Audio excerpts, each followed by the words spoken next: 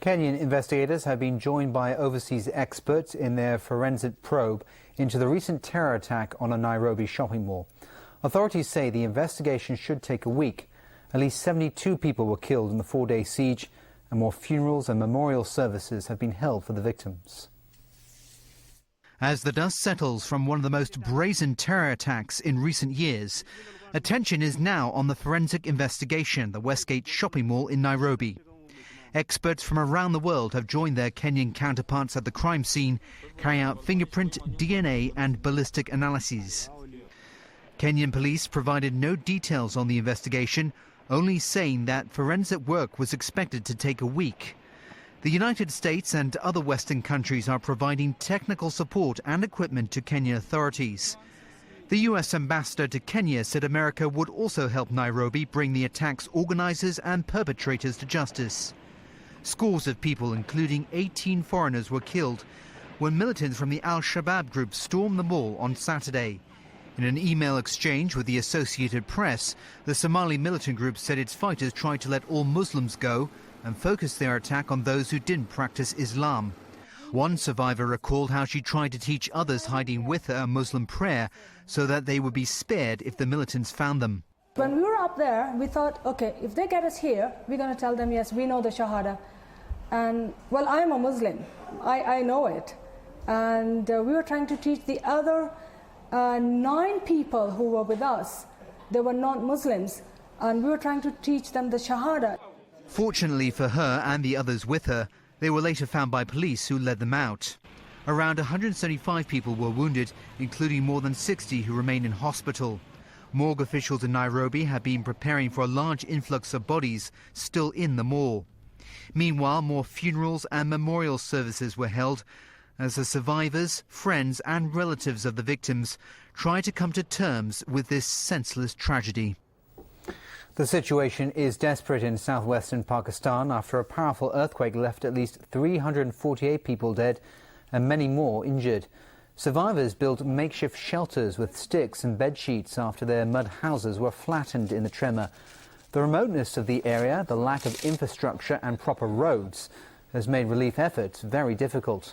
Pakistani authorities are doing the best they can, with the military rushing almost 1,000 troops to the area overnight, and with more soldiers and supplies on the way. Well, one result of Tuesday's earthquake in southwestern Pakistan was the formation of a new island off the coast.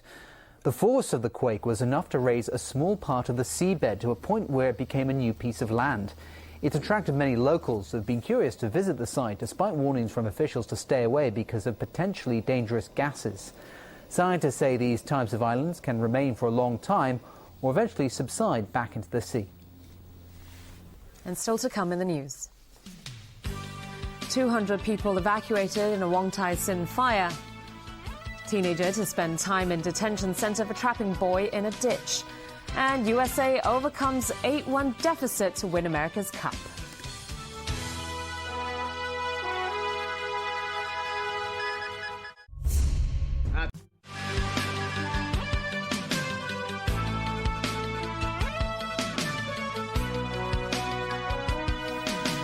Welcome back. More than 200 people were evacuated from their homes when a fire broke out in Wong Tai Sin this morning. The blaze started in a 14th floor unit at Wang Tau Hom Estate at around 8 a.m. Eyewitnesses said they heard several loud bangs, but they weren't sure if those were explosions. 2 people were sent to Queen Elizabeth Hospital for smoke inhalation. An air conditioner suspected to be from the fire-gutted flat fell off the building. Firefighters also found the flat to be packed with different kinds of objects. They're investigating whether an electrical fault could have sparked the flames. A teenager who trapped a 6-year-old boy in a drainage ditch without food or water for days has been sent to a correctional facility for young offenders. He could be there for up to 6 months, depending on his conduct while in custody. Jada Silva has the story. It was a case which shocked many in Hong Kong. Today, Magistrate Ronald Cheung decided the 14-year-old teenager who was found guilty of trapping a 6-year-old boy in a drainage ditch for 2 days should be sent to a youth detention centre for up to 6 months. That's despite pleas by the defence lawyer who wanted the defendant to attend a reformatory school instead. The defence argued that a training centre report indicated the teenage defendant had expressed remorse, had apologised to the family of the victim, had promised to heed his mother's advice and had vowed to regularly attend and be more punctual at school. He also noted the teenager had pleaded guilty to both charges, one of false imprisonment and another of attempting to cause grievous bodily harm, and had fully cooperated with police, leading to his victim's rescue. The case dates back to June 29th when a quarrel at a playground in Saigon Street turned violent. The teenager intervened in a dispute between the 6-year-old boy and two 8-year-olds. He sided with the older pair, and after beating the younger boy, he trapped him in the ditch. The little one stayed there for 2 days without food or water until the police forced the teenager to show where the child was. The boy was found severely dehydrated and with several abrasions.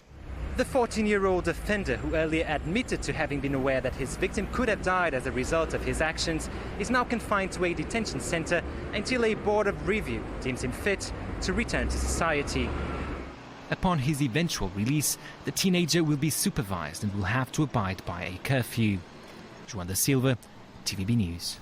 Legislative Council President Sang Yuk-sing has warned that it will be tough to get LegCo to approve an electoral arrangement for the next chief executive election if there's the impression Beijing is excluding certain individuals from the race. Stephanie Choi reports. Hong Kong has yet to reach a consensus on how to select candidates for the 2017 chief executive election. LegCo President Zhang Yuk-sing said today that universal suffrage means giving the people the power to choose. If the electoral arrangement is such that voters cannot choose certain people, it will be tough to get it past LegCo. So will the pan-Democrats' idea of a public nomination so that no one is excluded be acceptable? Zhang believes it is not the arrangement that matters right now, but how to take out what he describes as Beijing's pet hate factor. And what might that be? What considerations are going on in the minds of the leaders in Beijing are totally above my level. The challenge, he points out, is for Beijing to consider the fact that an arrangement acceptable to the Democrats means the possibility of electing someone that they don't trust or like. I can't see at this moment, I can't see anyone who, as you say, is not liked by the central government, being supported by many Hong Kong people. Zhang expressed confidence that Hong Kong can elect someone who can gain Beijing's trust. Stephanie Choi, TVB News. All right, Tony, some disappointing news for the Kiwis. Yeah, despair, I think, all across the board in Auckland and elsewhere around the country. And that's because it's been called one of the greatest sporting comebacks in history. Oracle USA won the last 8 races against Emirates New Zealand to retain the America's Cup in San Francisco. The Kiwis led 8-1 before the Americans got hot, and the Old Mug came down to a head-to-head matchup. Here's Jameson Wong. Advantage to New Zealand at the start of the winner-take-all race. And it was Emirates over Oracle USA at the first mark. But the Americans seized the lead in the upwind leg. Skipper Jimmy Spithill with clearly the faster catamaran. British sailing legend Ben Ainsley, who came on as a replacement with Oracle, with them all but out of the prestigious regatta, also played a key role in the astonishing turnaround.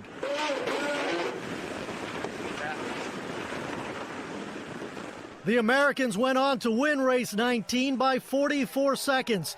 Overall, they won 11 races to the Kiwis' 8 races.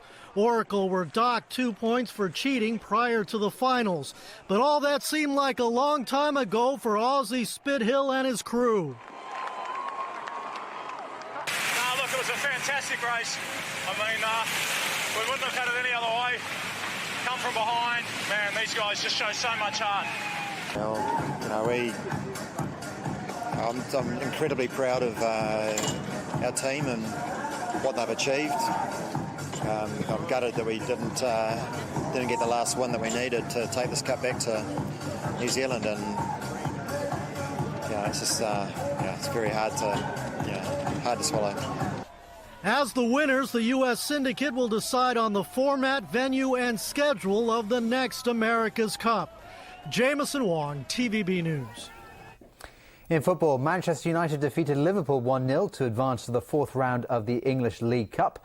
Javier Hernandez scored the only goal of the game early in the second half. And that's the news for tonight. Thanks for watching. Good night.